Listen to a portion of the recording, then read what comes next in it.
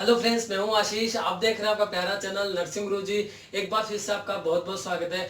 जैसे कि मैंने आपको प्रॉमिस किया था कि आपको कमलेश जी सर से मिलाने वाला हूं, जो कि अब तो सर बन गए क्योंकि फर्स्ट रैंक आई है इनकी। डेफिनेटली आपको एक और खुशखबरी देना चाहता हूं कि इनको जिपमर का जो भी एग्जाम लगा था उसमें भी इनकी सेकेंड रैंक आई थी। तो आज सारे इनसे बात करते हैं जो आपने क्वेश्चन पूछे थे। सबसे पहले आपका इंट्रोडक्शन कराता हूँ। सर, सबसे पहले पूछना चाहता हूँ कि कैसा आपको फील हुआ जब आपको पता लगा कि आपकी फर्स्ट रैंक आई है। देखो, एक तरह से देखा जाए तो ये एक सपना जो होता है वो एक सच में कन्वर्ट होता है ना, वैसा वाला एक्सपीरियंस था। क्योंकि ऑल इंडिया लेवल पे अगर आप फर्स्ट रैंक रख रहे हो तो वो चीज़ आप अटेम्प्ट कर रहे हो जो एक हर कोई पर्सन अपने सपने में सोचता होगा। सेम मेरे लिए भी वैसा एक्सपीरियंस रहा। उसके बाद मुझे बहुत ज़्यादा खुशी हुई, क्योंकि मैं अभी जहाँ से बिलोंग करता हूँ, मेरे गाँव से, वो इतना एजुकेटेड नहीं है।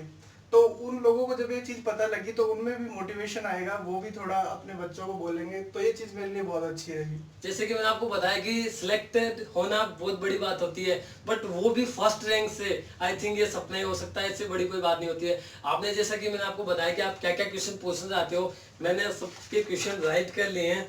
सबसे पहले कमल जी ने पूछा है, सर आपका सेलेक्ट हुआ तो आप सिलेक्ट हुए डेफिनेटली, वो भी फर्स्ट रैंक से, तो आपको कैसा फील हुआ? सबसे पहले एक अगेन वही क्वेश्चन आ गया है सर। सर, वही बात है कि जैसे कि अपन एक बार सोचते हैं कि हाँ ठीक है अपन सिलेक्शन ले, वो एक चीज़ साइड की है। बट जब आप तैयारी करते हो आप अपने आप को इतना मॉडिफाई कर लेते हो और आप फर्स्ट रैंक तक जाते हो, तो उसके बाद आप ऐसे लगते हो कि हाँ आज मैं बहुत कुछ हूँ, क्योंकि आप ऑल इंडिया लेवल पे कम से कम 20 से 30 हज़ार बच्चों को बीट करते हो। तो वही बात है कि सपना सच होना है। ठीक है कमल जी, आपका क्वेश्चन हो गया। दूसरे नंबर पे Ramesh ji, which book best for selection? देखो, सबसे पहले सिलेक्शन की अगर बात आती है तो आप कौन सी कोचिंग में हो, ये वाली बात मैटर करती है।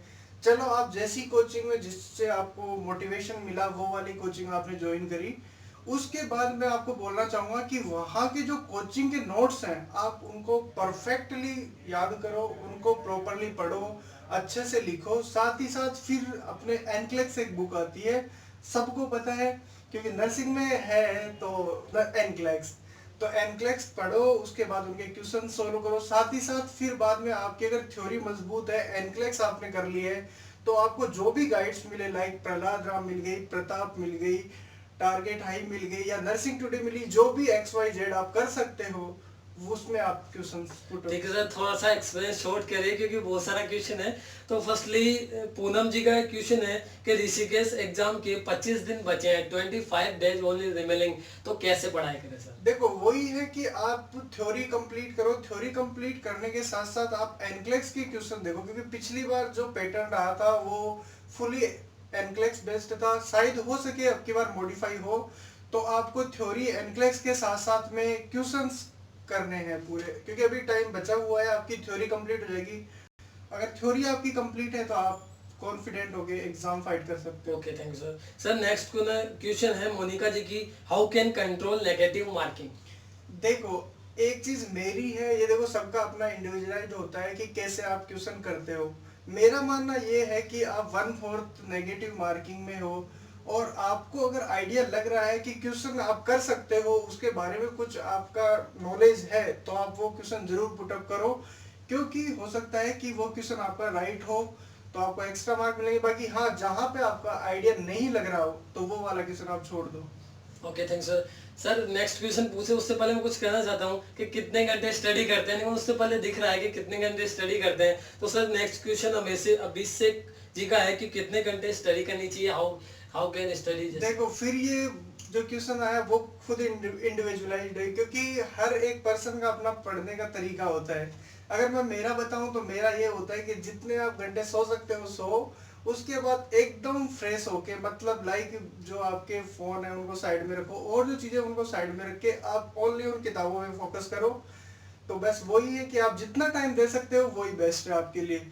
कोई ये जरूरी नहीं है कि इतने घंटे पढ़ के ही आपको सिलेक्शन मिले, ये जरूरी नहीं है। Okay, thank you sir. Next question, एक गरीब स्टूडेंट है, जैसे कि हम भी गरीब स्टूडेंट है, तो गरीब स्टूडेंट के बहुत सारे क्वेश्चन होते हैं। तो उन्होंने बोला है, रवि जी ने बोला है कि सर अगर हमारे पास कोचिंग के पैसे नहीं रहते, I know about this, but sir अगर सेल्फ स्टडी करें तो सेल्फ स्टडी से हमारा सिलेक्शन पॉसिबल है या नो? देखो, सेल्फ स्टडी आपकी अच्छी है तो सिलेक्शन बिल्कुल हो सकता है, बट आप कुछ अच्छा चाहते हो आपके साथ भी, तो आप कोई कोचिंग इंस्टीट्यूट ज्वाइन करो और आफ्टर दैट आप सेल्फ स्टडी भी करो, क्योंकि आप कोचिंग ज्वाइन करने से सब कुछ गेन नहीं कर सकते। आपको सेल्फ स्टडी तो करनी ही करनी पड़ेगी, बाकी आप सेल्फ स्टडी से भी सेलेक्ट हो सकते हो। जी सर, आपका नेक्स्ट क्वेश्चन है कि अगर हम जयपुर से बिलोंग करते हैं, डेफिनेटली एनीवेयर कहीं से भी अगर हम स्टूडेंट हैं, तो हम कौन सी कोचिंग बेस्ट है हमारे लिए फॉर सिलेक्शन? देखो, मैं खुद डीएमएस का स्टूडेंट रहा हूँ, तो मैं ये कहना चाहूँगा कि मेरे फ्रेंड्स जो और कोचिंग्स में गए, लाइक कंसेप्ट में गए या फिर जीएमआर में गए, मैं उनकी बुराई नहीं कर रहा हूँ कि वहाँ की कोचिंग कम पढ़ाती है, बट डीएमएस में आपको वो चीज़ मिलेगी जो आपके लिए ज़रूरी है।